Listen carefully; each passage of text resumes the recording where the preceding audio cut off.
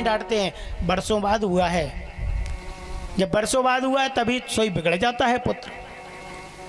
आज धुंधकारी जब उल्टे सीधे कर्म करने लगा, मनुष्य को मारने लगा, छोटे छोटे बच्चों को मारने लगा, विद्यालय में झगड़ा करने लगा।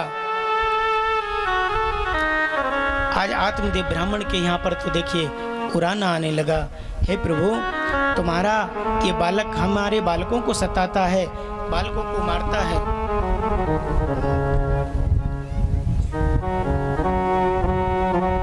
जब आत्मदेव ब्राह्मण के यहाँ उराना आने लगा तो आत्मदेव ब्राह्मण अपनी पत्नी से कहते हैं, हे देवी इसको समझाओ, ये झगड़ा करता है।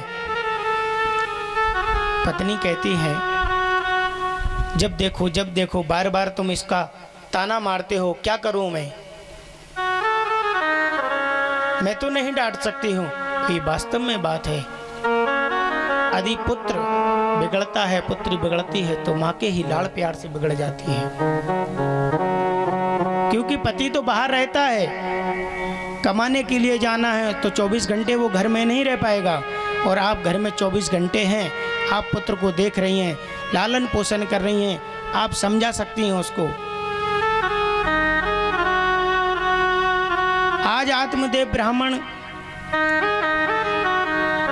पूजा पाठ कर रहे हैं और भगवान के गुणों का गान सुनते हैं और सुनाते हैं। यह धुंधकारी और बड़ा हुआ जब, तो देखिए कुछ क्या करने लगा, मांस मदिरा खाने लगा। और जब मांस मदिरा खाता है तो बुद्धि बिगड़ जाती है। जब बुद्धि बिगड़ जाती है तो बुद्धि बिगड़ती है तो उल्टा सीधा करता है मनुष्य,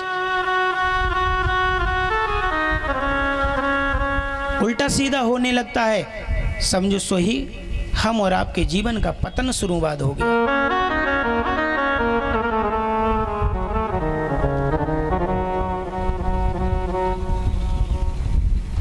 वहीं से शुरू बात पतन की होती है। और आत्मदेव ब्राह्मण ने कहा, देवी इसको समझाओ, आप मानती नहीं है। यहाँ गोकर्ण जी महाराज भी भजन करते हैं। और धुंधकारी जब दारू पीकर आता है, मांस खाकर आता है तो अपनी माता पिता को मारता है। जब माता पिता को मारता है तो डांटने लगता है।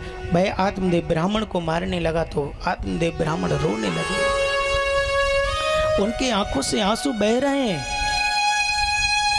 भगवान को याद करने लगे। याद क्यों किया भगवान को? हे विधाता, पहले पुत्र नहीं था तब भी रो रहा था, आज पुत्र हो गया तो पुत्र ने फिर भी रुला दिया। वही समय याद करने लगे। संत बने भगवान ने कहा था कि आज तुम पुत्र के लिए रो रहे, हो सकता कहीं पुत्र तुमको रुलाए फिर दोबारा। आज आंखों से आंसू बह रहे हैं और आत्मदेव ब्राह्मण रुदन कर रहे हैं। और वह धुंधकारी अपनी माँ को भी सताता है। माँ कहती हैं, हे पुत्र, हमने तुमको 9 महीने गर्भ में रखा और हमको ही मार रहे हो। वो कहता है, धन दो, धन दो हमको, जुआ खेलना है, हमको जुआ खेलना है, मांस मदिरा खाना है। छोटे बालक इसी क्रम से बिगड़ जाते हैं। यदि पुत्र पैसा ले रहा है तो उससे पूछो, इतने पैसे की जरूरत किस लिए पड़ रही है आपके लिए? लेकिन यदि पिता पैसे देता है, पूछता है किस लिए लेना है, तो वही माँ खड़ी होगी, अरे दे दो, कहीं बिस्कुट गोली टॉफी के लिए ले रहा होगा, दे दो दे दो। वो देते हैं, लेकिन आगे चल के वही तुमको विष बन जाता है।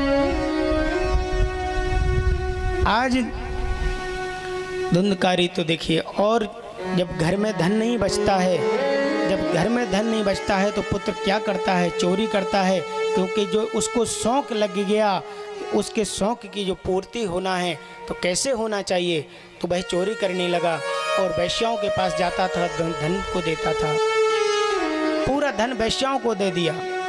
अब वैश्याओं के पास जाओगे तो धनी की जरूरत पड़ेगी। जब जब तक तुम्हारे पास धन होगा तब तक वैश्याएं आपको बुलाती रहेंगी, और धन नहीं होगा तो वैश्याएं भगा देंगे।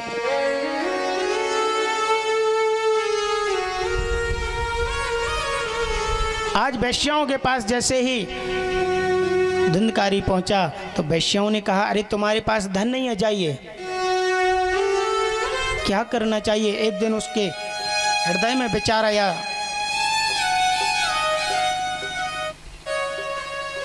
जैसे ही विचार उठा क्या करना चाहिए, चोरी करना चाहिए।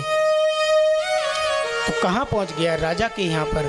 और राजा के जब धन को चुराकर वैश्याओं के पास लेकर गया, जब वैश्याओं के पास उस धन को दिया तो वैश्याओं ने कहा, ये हीरे जवाहरात कहाँ से लेकर आए हैं आप?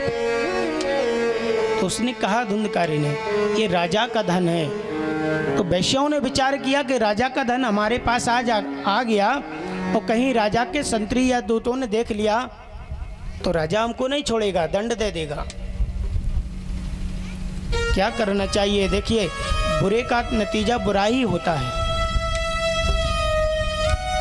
आप कितना ही प्रयास कर लो कि कोई नहीं देख रहा है,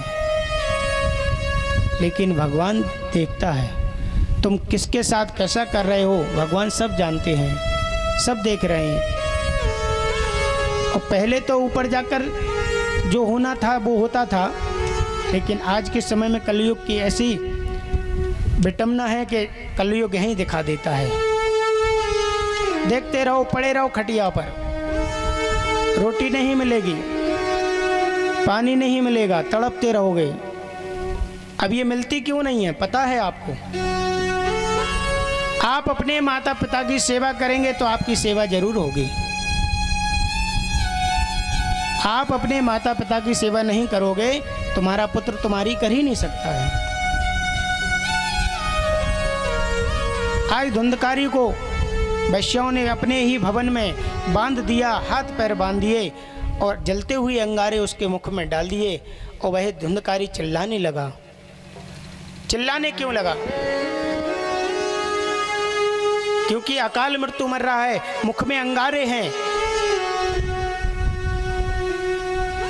आवाज लगाई जोर से, लेकिन आवाज नहीं निकलती है क्योंकि मुख में अंगारे पड़े हुए हैं।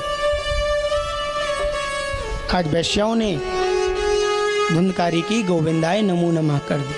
बोले वृंदावन बिहारी लाल की जय। जय हो। यहाँ धुंधकारी के भी माता पिता ने प्राणों को त्याग दिया।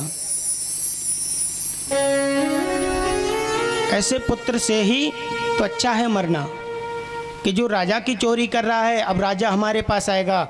तो उनको पता पड़ा तो उनने प्राण त्याग दिए। अब वैश्याओं ने क्या किया कि धुंधकारी को अपने ही आंगन में गड्ढा खोदकर उसको गाड़ दिया।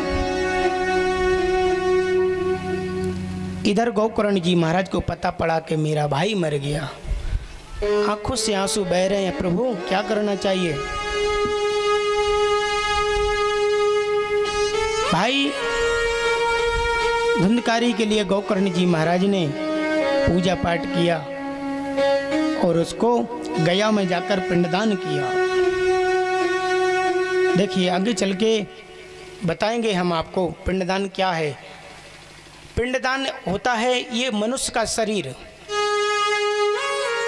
अपन लोग कहते हैं कि जब मर जाते हैं तभी पिंडदान होता है। पिंडदान जीते जी भी हो सकता है। यदि आप कभी गया में गए हुए तो गया में संत लोग जाते हैं, तपस्वी मुनि लोग जाते हैं, कुछ ऐसे भक्त भी जाते हैं कि वो जीते जी पिंडदान का संकल्प करके आते हैं गया में। पिंड क्या है? ये अपना शरीर है। पिंड के रूप में अपना पूरा शरीर है। तो भगवान का जब कोई कार्य हो रहा हो तो इस शरीर को लगा दो, जीते जी तुम्हारा पिंडदान हो गया। तो भगवान के कार्य में लगा दो। यह संत उपदेश दे रहे हैं।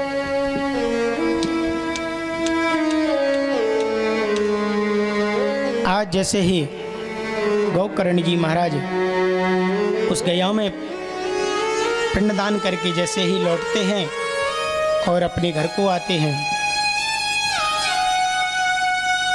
जब अपने घर को आते हैं तो भजन करते हैं अपने आंगन में बैठकर उसी जगह देखिए धुंधकारी प्रेत योनि में चला गया। जो अकाल मृत्यु में चला जाता है वो प्रेत योनि में जाता है। तो क्या करना चाहिए प्रभु? प्राप्तिकारम मुक्षतो गंगा पिंडदान हिते।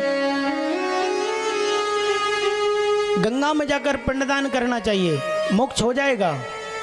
हाँ होता है, गंगा में जाकर पिंडदान करेंगे आपका मोक्ष हो जाएगा। लेकिन कब होगा? जब आपको नाम और गोत्र का सही पता होगा तब आपका मोक्ष हो जाएगा। यहाँ गोकर्ण जी महाराज ने पिंडदान तो किया लेकिन उनको गोत्र का पता नहीं था, क्योंकि वो तो मौसी का लड़का था उनकी। आज जैसे ही गोकर्ण जी महाराज ने माला ली और आंगन में तुलसी के पेड़ के सामने बैठकर भगवान का भजन कर रहे थे, उसी जगह एक तूफान आया। अपन देखते हैं जैसे गर्मियों के सीजन में लांगूट आता है तो अपन क्या कहते हैं, ये प्रेत लांगूट बनकर जा रहा है। आज उसी आंगन में हवा के झोंके चलने लगे और आवाज आने लगी। कभी वाइट कलर में दिखता है, कभी मड़ले के रूप में दिखता है, कभी भैंसे के रूप में दिखता है। कौन? धुंधकारी, जो अकाल मृत्यु में गया है। तो अकाल मृत्यु में जो व्यक्ति चला जाता है तो वैसा ही दिखता है। कभी वाइट कपड़े पहने दिखा, कभी स्वापा बांध के दिखता है। आज जैसे ही गोकर्ण जी महाराज ने कहा कि तुम कौन है, कहाँ से हो, कहाँ से आए हो, तो वह धुंधकारी देखिए क्या कहता है। उसकी आवाज उसके कानों में गूंजने लगी। गोकर्ण जी महाराज की आवाज कैसे गूंजी? गोकर्ण जी महाराज भजन कर रहे थे, अंजलि में जल लेकर जल को पढ़कर फेंका तो वह प्रेत योनि में आ गया। और प्रेत योनि में आते ही उसने कहा मैं तुम्हारा भाई हूँ। गोकर्ण जी महाराज कहते हैं तुम मेरे भाई हो, मैंने तो तुम्हारा पिंडदान गया में किया है, प्रभु मेरा उद्धार नहीं हुआ भाई। गोकर्ण जी महाराज बोले कैसे होगा, अब क्या करना चाहिए? गोकर्ण जी महाराज सूर्य भगवान के पास पहुँचे और सूर्य भगवान को प्रार्थना की। सूर्य भगवान ने उपदेश दिया कि अपने भाई की मुक्ति चाहते हो तो श्रीमद् भागवत महापुराण सप्ताह ज्ञान यज्ञ कराइए। आज जैसे ही गोकर्ण जी महाराज ने अपने भाई के लिए एक आसन बिछाई, वो आसन बिछाई, झंडा लगाया। जैसे हम और आप भी आज भी धुंधकारी का एक झंडा लगाते हैं, जैसे ये झंडा लगा है काला हुआ, काला वस्त्र का, इसमें 7 ग्रंथि होती हैं। जैसे 7 ग्रंथि होती हैं और 7 ही दिन होते हैं, और 7 ही दिन श्रीमद् भागवत महापुराण सप्ताह का वाचन हुआ है। 7 ही सुर होते हैं। आज जैसे ही अपने भाई को गोकर्ण जी महाराज ने श्रीमद् भागवत महापुराण सप्ताह ज्ञान यज्ञ सुनाया तो पहले दिन की कथा हुई तो पहले दिन की ग्रंथि फट गई, दूसरे दिन की कथा हुई तो दूसरे दिन की ग्रंथि फट गई। ऐसे ही 7 दिन की कथा हुई तो 7 ग्रंथि फट गई। जब 7 ग्रंथि फटी तो उसमें से एक विकराल रूप लेकर प्रेत योनि में वह धुंधकारी जो ग्रंथि में बैठा था तो वह मोक्ष होकर और भगवान के सामने प्रकट हो गया। जब भगवान के सामने प्रकट हुआ तो भगवान के पार्षद उसको लेने के लिए आए, क्योंकि वो कथा सुन रहा था। कथा तो बहुत लोग सुन रहे थे, लेकिन कथा सुन रहे थे लेकिन चिंतन नहीं कर रहे थे। चिंतन सिर्फ धुंधकारी ही कर रहा था, क्योंकि उसको अपने जीवन का मोक्ष चाहना था। अकाल मृत्यु में बैठा हुआ था, तड़प रहा था। आप देखते हैं कुछ लोग मर जाते हैं अपने आप, थोड़ी सी बात हुई और रस्सी से टंग गए, ट्रेन से कट गए, 10 रुपए की पुड़िया ले आए और खाकर मर गए। ये गलत है, ये नहीं करना चाहिए। जब तक तुम्हारी आयु है तब तक उसी जगह भटकते रहोगे तुम। यदि आपके घर परिवार में कोई अच्छा भक्त है तो वो तुम्हारा उद्धार करा देगा। और कहीं उसके पास पैसे नहीं है तो वो भागवत कहाँ से कराए? वो तो गंगा जी भी नहीं जा पाएगा। उल्टा कर्म कभी नहीं करना चाहिए। इसीलिए भगवान कहते हैं कि धुंधकारी के लिए पार्षद आया और विमान लेकर पार्षद जाने लगे तो सभी लोग हाथ जोड़कर खड़े हो गए कि प्रभु ये बताओ हमारे लिए कोई विमान क्यों नहीं है? ये तो प्रभु आपकी यहाँ तो मुँह देखी बात हो रही है क्या? आज जैसे ही उन पार्षदों ने कहा ये भगवान के धाम को जा रहे हैं, ये भगवान के धाम में रहेंगे। अब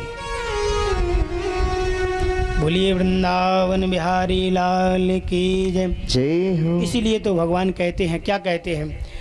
निर्मल मन जन सो मोह पावा, सो मोह पावा, निर्मल मन जन सो मोह पावा, मन जन सो मोह पावा, मोह कपट छले क्षेत्र न भावा, मोह कपट छले क्षेत्र न भावा, मोह कपट छले क्षेत्र न भावा। भगवान कहते हैं जिसका निर्मल मन होता है उसी व्यक्ति को हम अपने धाम में लेके जाते हैं। थोड़ी सी कम। अब आपको भगवान के धाम में जाना है तो निर्मल जल की तरह, जैसे जल शीतल होता है, निर्मल होता है,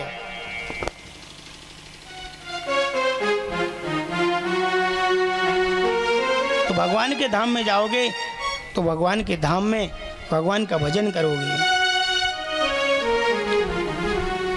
धुंधकारी को भगवान के धाम में भगवान ने रख लिया और ऐसे ही गोकर्ण जी महाराज भगवान के भक्त हुए हैं। बोलिए वृंदावन बिहारी लाल की जय हो, श्री राधा रानी सरकार की जय हो। अब ज्यादा ही कम कर। आज जैसे ही यहाँ भगवान विष्णु